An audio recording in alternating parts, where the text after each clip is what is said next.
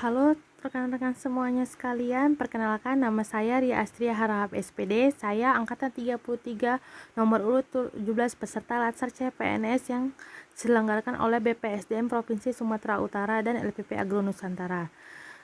Berikut video mind map dan penerapan nilai-nilai dasar akuntabilitas milik saya. PNS harus memiliki nilai-nilai dasar aneka, di mana A itu akuntabilitas, N itu nasionalisme, E etika publik, K komitmen mutu, dan A anti korupsi. Nah, berikut saya akan membahas mengenai akuntabilitas. Nah, bisa dilihat ya rekan-rekan di diagram yang saya tampilkan berikut ini.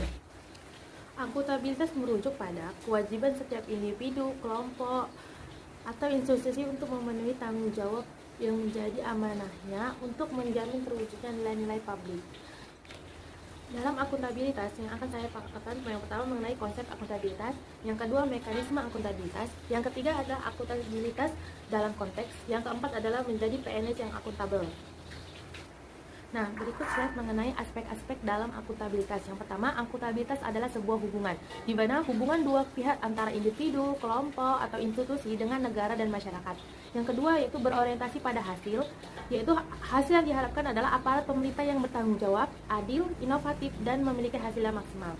Yang ketiga adalah membutuhkan laporan, di mana laporan kinerjanya ini bisa berupa individu ataupun institusi, dimana kalau individu memiliki nama kontrak kerja dan institusi atau LAKIP, yaitu laporan akuntabilitas kinerja instansi pemerintah. Yang keempat yaitu aspeknya membutuhkan konsekuensi.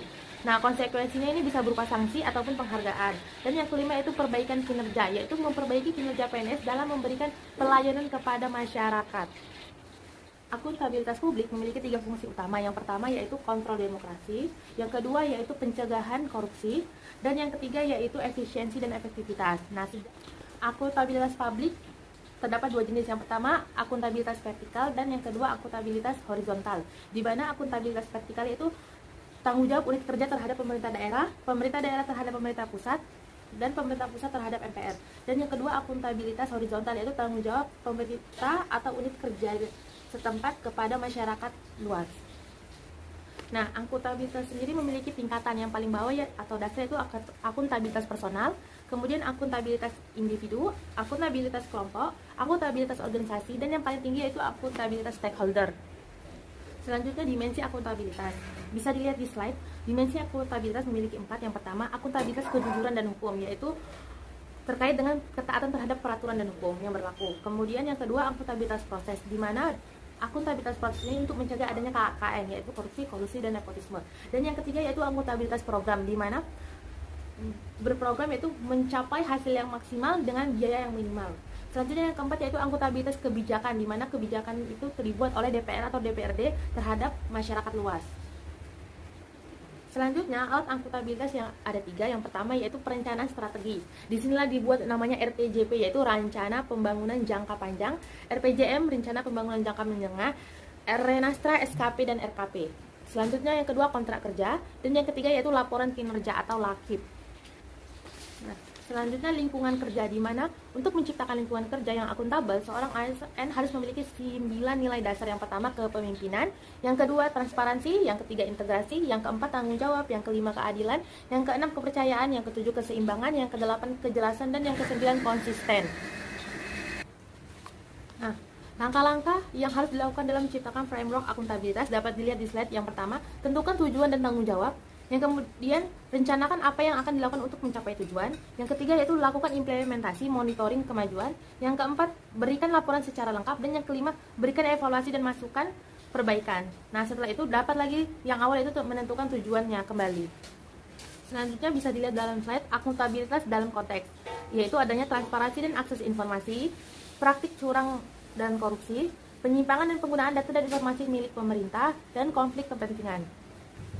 Selanjutnya, PNS yang akuntabel, yaitu yang pertama perilaku PNS, yaitu sesuai kode etik. Selanjutnya perilaku terkait transparansi, yaitu adanya transparansi. Yang ketiga perilaku tidak curang dan koruptif. Yang keempat bertanggung jawab terhadap penggunaan sumber daya negara. Dan yang kelima perilaku berkaitan konflik kepentingan. Oke, selanjutnya prinsip profesi ASN bisa dilihat di slide ya rekan-rekan, yaitu nilai dasar, kode etik dan perilaku komitmen dan tanggung jawab, jaminan perlindungan hukum dalam melaksanakan tugas, dan profesionalitas jabatan. Berikut penerapan nilai-nilai dasar PNS yang akuntabel. Yang pertama, kepemimpinan. Lingkungan yang akuntabel tercipta dari atas ke bawah, di mana pimpinan memainkan peranan yang penting dalam menciptakan lingkungannya. Seperti anak yang berkelahi di depan saya ini, saya bersikap sebagai pemimpin, yaitu mendamaikannya. Yang kedua, transparansi. Seperti contohnya saya memberikan pengumuman kepada siswa yang seluruh siswa dapat melihatnya. Poin yang ketiga yaitu integritas. Dengan adanya integritas, menjadikan suatu kewajiban untuk menjunjung tinggi dan mematuhi semua hukum yang berlaku, undang-undang, kontrak, kebijakan, dan peraturan yang berlaku. Contohnya saya pergi ke sekolah tepat waktu. Nah, setelah sampai di sekolah, saya langsung melakukan absensi, di mana sekolah kami absensinya masih manual, yaitu berupa tanda tangan.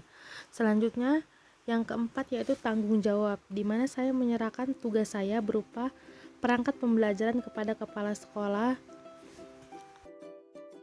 Selanjutnya yang kelima yaitu keadilan, yaitu adil terhadap pemberi penilaian maupun penghargaan serta prestasi. Berikut gambar saya memberikan hadiah atau reward kepada juara 1, 2, 3 kelas di sekolah saya.